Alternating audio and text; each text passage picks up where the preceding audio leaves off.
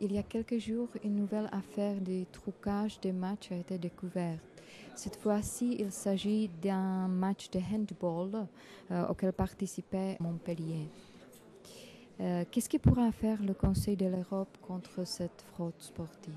Alors, c'est une affaire, c'est un scandale relatif à ce qu'on appelle le trucage de match, et ça se passe en France.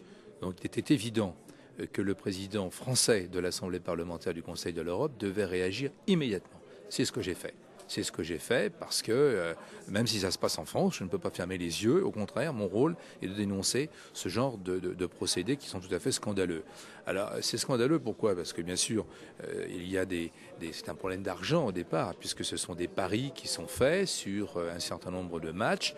Et lorsque les joueurs de ces équipes sur lesquelles on parie eux-mêmes parient, ça pose quand même un problème. Ça pose un problème de déontologie, ça pose un problème moral, et ça ne peut être que condamnable.